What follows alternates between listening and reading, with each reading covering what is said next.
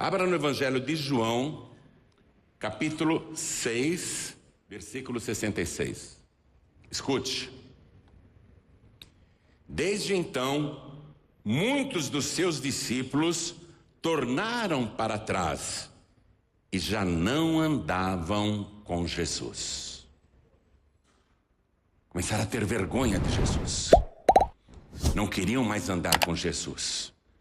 Não queriam ser vistos ao lado de Jesus. Eles se afastaram porque ouviram uma pregação do Senhor que eles não aceitaram de jeito nenhum. Eles não receberam aquela pregação. O povo se escandalizar com uma pregação que Jesus fez, o povo estranhar, até é desculpável.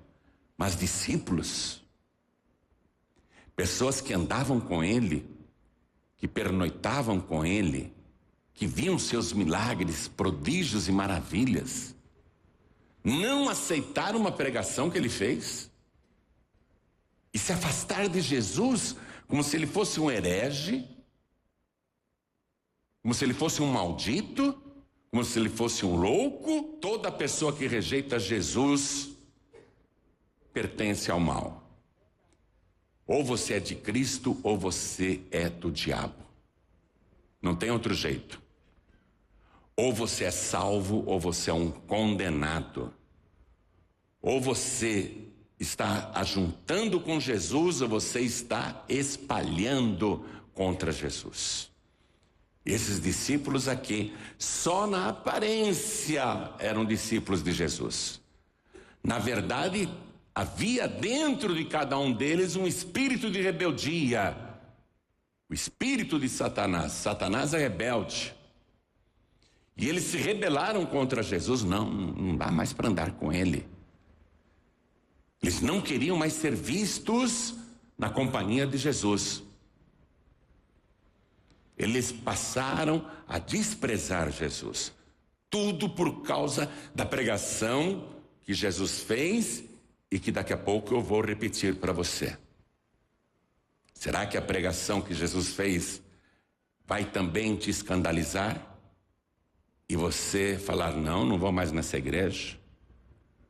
Não quero mais saber de Jesus, nem da paz e vida. Será que a pregação vai te escandalizar também? Quem é de Cristo não se escandaliza.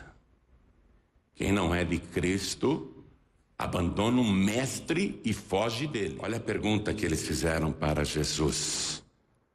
Vou ler o versículo 25. E achando-o no outro lado do mar, disseram-lhe, Rabi, que significa mestre, quando chegaste aqui? Como o senhor chegou? Na verdade, seria a pergunta correta. A pergunta não é quando ele chegou. A pergunta é como ele chegou do outro lado sem barco. Jesus podia falar para eles, eu desci o monte no meio da madrugada e fui andando sobre as águas. Andei 5 quilômetros e 400 metros até encontrar o barco dos meus discípulos no meio do mar. Aí eu acalmei a tempestade, entrei no barco, foi assim que eu cheguei aqui. Mas Jesus não entrou nesse detalhe. Jesus não contou para a multidão, eu vim andando sobre as águas, andei mais de 5 quilômetros sobre as águas. Fiz isso durante a madrugada. Jesus não contou para a multidão esse detalhe. Jesus foi direto no ponto. Jesus sabia que aquela multidão tinha remado 13 quilômetros até chegar em Cafarnaum. Aquela multidão fez um grande sacrifício para buscar Jesus. O Senhor sabia disso, que o esforço de todos foi muito grande para buscá-lo. Mas Jesus sabia que, na verdade, ele não era o motivo da busca.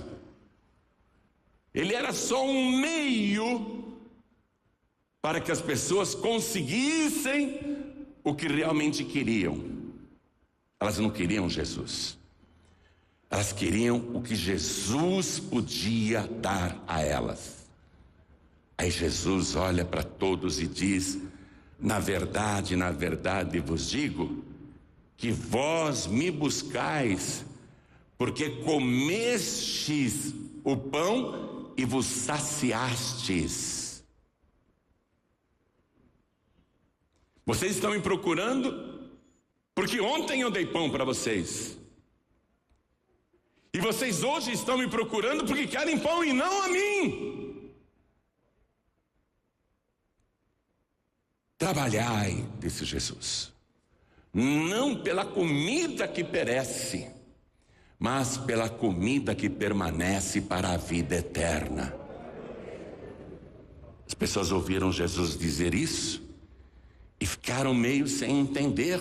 E Jesus disse: vocês precisam crer naquele, e ele apontou para ele mesmo, que o Pai enviou. E as pessoas disseram: que sinal o Senhor nos mostra para que creiamos em Ti? Moisés deu o pão no deserto durante 40 anos para o povo que saiu do Egito. Moisés fazia descer pão do céu.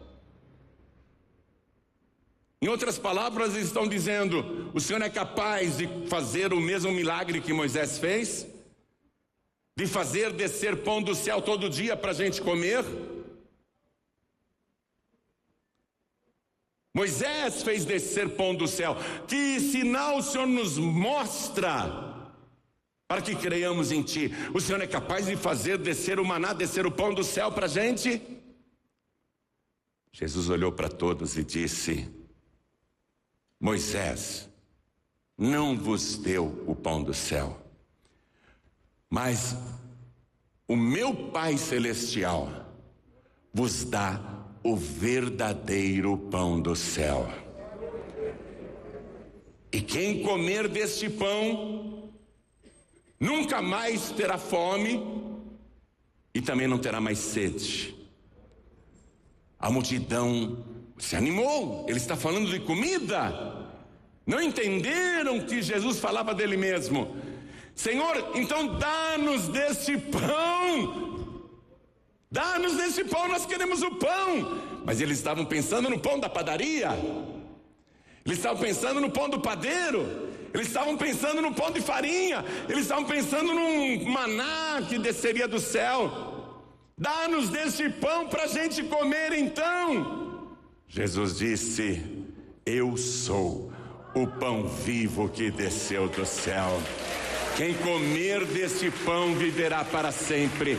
E o pão que eu der é a minha carne, que eu darei pela vida do mundo. Quando Jesus disse isso, as pessoas já se escandalizaram. Como que alguém pode nos dar a sua carne para comer? Como assim? Como assim? Ficaram murmurando.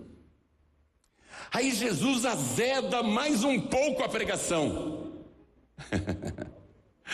Jesus diz assim: na verdade eu vos digo, quem come a minha carne e bebe o meu sangue tem a vida eterna, e eu o ressuscitarei no último dia, porque a minha carne verdadeiramente é comida e o meu sangue verdadeiramente é bebida. Aí acabou. Quando Jesus fez essa declaração, acabou a pregação. As pessoas ficaram de uma vontade para ouvir. Por quê? Espera um pouquinho. Comer a carne de um homem e beber o seu sangue? Nós conhecemos a palavra de Deus, a Torá. Olha, se você olhar no primeiro livro da Torá, que é o livro de Gênesis, capítulo 9, versículo 4, quando acabou o dilúvio e Deus abençoou Noé, a sua família, e entregou para ele o domínio da terra, Deus disse: tudo que se move sobre a terra vocês podem comer, mas a carne com seu sangue não comerás. Isso lá no livro de Gênesis, Deus dizendo: a carne com seu sangue não comerás. Aí no livro de Levítico, capítulo 17, versículo 10, Deus proíbe abertamente que se coma sangue. E tanto o livro de Êxodo, como de Levítico e Deuteronômio, vão repetir em vários trechos que as pessoas que são de Deus não podem comer carne com seu sangue. A carne da vítima, antes de ser comida, precisa ser totalmente drenada. E Deus fala no versículo 11, livro de Levítico, capítulo 17, versículo 11: porque a vida do corpo, a vida da carne está no sangue. A vida do corpo está no sangue. Nós sabemos que isso é verdade, ué? Pessoa sem sangue morre. A vida da carne está no sangue, pelo que vou-lo tenho dado sobre o altar para fazer expiação, isso é, pagamento de culpa dos vossos pecados. Então, quando Jesus declarou: quem come a minha carne e bebe o meu sangue tem a vida eterna, e eu ressuscitarei no último dia, porque a minha carne verdadeiramente é comida e o meu sangue verdadeiramente é bebida, aquilo contrariou tudo que o povo sabia a respeito de carne com sangue. E agora ele fala de carne humana. Será que eles não se lembravam da pregação de João Batista, que apontou para Jesus lá no Rio Jordão e disse: ele é o Cordeiro de Deus que tira o pecado do mundo? Eles não se lembravam disso? Jesus não está falando de carne humana, nem de canibalismo. Ele está falando de ele como Cordeiro fazer, através do derramamento do seu sangue, a expiação dos nossos pecados, o pagamento das nossas dívidas, e nos dar o seu corpo como alimento para a nossa alma. Eles não entendiam nada do que Jesus estava falando. Aí Jesus, aqui no Evangelho de João, capítulo 6, ele diz assim, no versículo 58, apontando para ele mesmo: este é o pão que desceu do céu. Passa um tracinho aí embaixo, onde está escrito desceu do céu. Este é o pão que desceu do céu. O maná descia do céu, mas Jesus está dizendo: o meu Pai vos dá o verdadeiro pão do céu. Este é o pão que desceu do céu, é o pão para todo dia. O maná era para todos os dias, estava lá preparado por Deus, o povo não precisava fazer nada, Deus que entregava. Jesus está dizendo: é a mesma coisa agora, só que muito mais profunda, porque eu sou o pão vivo que desceu do céu. Não é o caso de vossos pais que comeram o maná e morreram. Toda aquela geração que comeu o maná lá no deserto alimentou só o corpo, mas não a alma. Eles morreram. Jesus está: os vossos pais que comeram o maná morreram. Quem comer este pão, de novo ele aponta para ele, quem comer esse pão viverá para sempre. Para sempre. Nunca mais morrerá, viverá para sempre. Nunca mais morrerá, viverá para sempre. Nunca mais morrerá. Foi essa pregação que ele fez. Versículo 60 diz assim: muitos, pois, dos seus discípulos, ouvindo isso, disseram: duro é este discurso, quem o pode ouvir? Quem pode aguentar uma pregação dessa?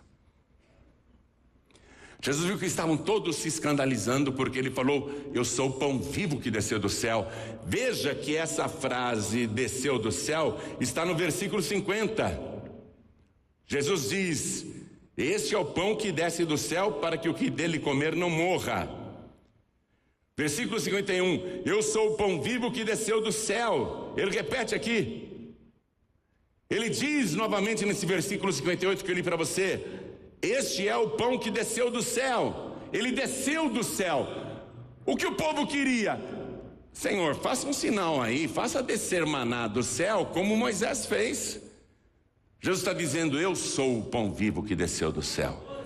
Eu desci do céu para dar vida para quem de mim se alimenta, e quem de mim se alimenta nunca mais morrerá. Eu desci do céu para isso. Eu sou o pão vivo que desceu do céu. A multidão não conseguia aceitar que ele é o pão da vida. A multidão se escandalizou. Não dá para aguentar essa pregação. Eu não vou mais seguir Jesus, eu não vou mais andar com Jesus. Jesus perguntou: vocês estão escandalizados porque eu disse que sou o pão vivo que desceu do céu, que eu sou o verdadeiro pão da vida que o Pai Celestial mandou para a humanidade? Vocês estão escandalizados porque eu disse que eu desci do céu? Como que vocês irão se sentir então quando me virem subir para o céu? Se eu digo que desci do céu e vocês se escandalizam, como é que vocês vão reagir quando eu subir outra vez ao céu? E do que ele estava falando aqui? Que depois da sua morte, ele iria ressuscitar, ficar caminhando na terra, depois de ressuscitado pelo prazo de 40 dias, e depois iria com seus discípulos e uma multidão de 500 pessoas até o Monte das Oliveiras, e ali ele subiria aos céus. Subiria aos céus. Do mesmo modo que a multidão não conseguia explicar como ele saiu daquele monte além mar e caminhou sobre as águas, como que agora ele explica que desceu do céu para nos dar vida e depois diz que vai subir ao céu? Palavras incompreensíveis para pessoas que estão com o entendimento fechado. Estou citando o versículo 62. Que seria, pois, se visseis subir o Filho do Homem para onde primeiro estava? O que vocês vão fazer quando me verem subir? Só que para vê-lo subir, teriam que vê-lo ressuscitado. Milagre em cima de milagre. Coisas extraordinárias e sobrenaturais, inexplicáveis para o entendimento humano que é limitado. Quando vocês me virem subir então outra vez ao céu, para aquele lugar que antes eu estava, o que vocês vão pensar? O que você vai pensar? Quem é que pode descer do céu e depois subir ao céu sem nave espacial? Sem helicóptero, sem foguete, sem balão, sem corda, sem içamento? O que você pensa de alguém que pode voltar para o céu sem trajes espaciais, sem roupas de astronauta, sem oxigênio extra? Você é capaz de entender isso? Você é capaz de aceitar isso?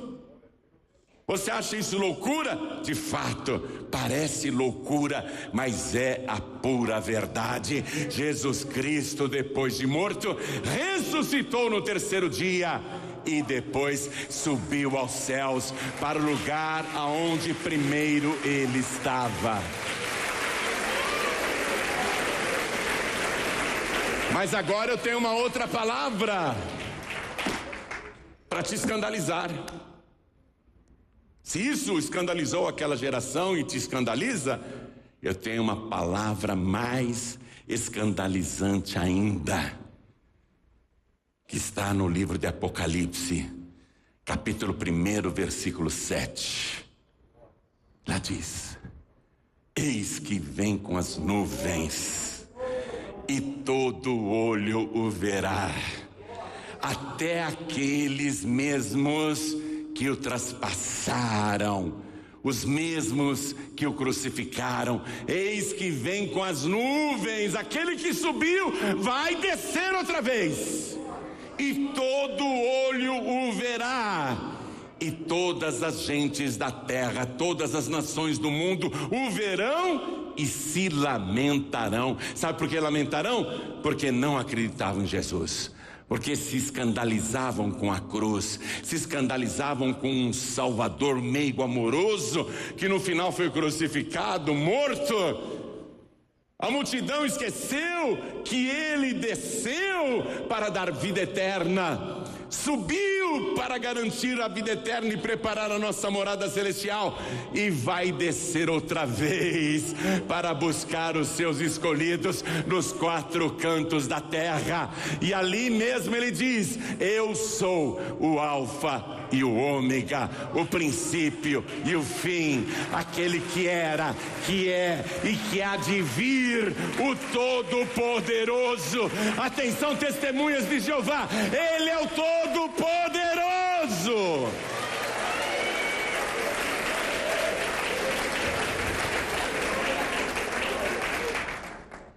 Isso te escandaliza? Eu dizer para você que Jesus é Deus, que ele é o Todo-Poderoso, te escandaliza?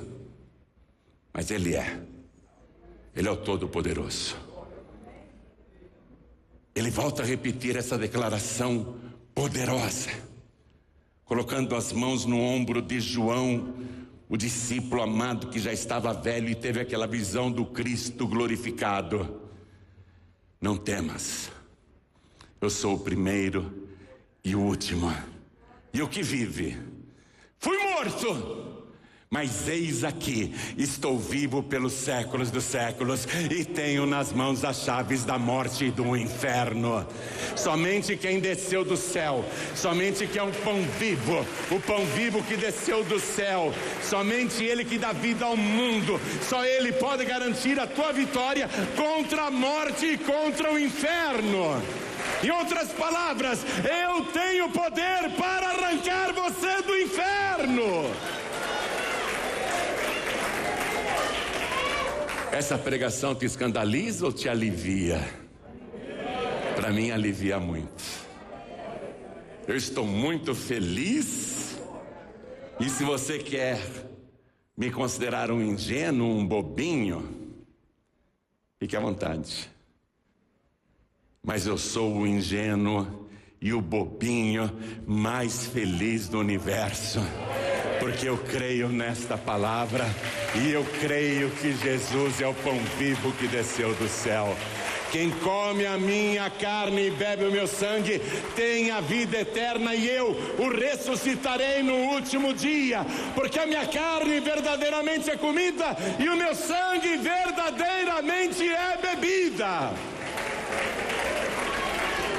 E olha o que ele disse aqui no versículo 56.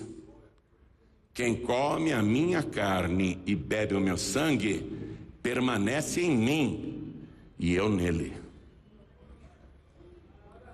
Por isso que você que já passou pelas águas, que crê em Jesus, tem de tomar a Santa Ceia, tem de permanecer tomando a Santa Ceia. Se você não tomar a Santa Ceia, você não permanece nele, e ele não permanece em você. Eu estou falando com pessoas aqui dentro e com um número incalculável que me escuta pela TV, pela rádio e pela internet. Se você já cumpriu a justiça de Deus e não toma mais a Santa Ceia, ou não faz questão de tomar a Santa Ceia, você não permanece mais em Cristo, e nem Cristo permanece mais em você.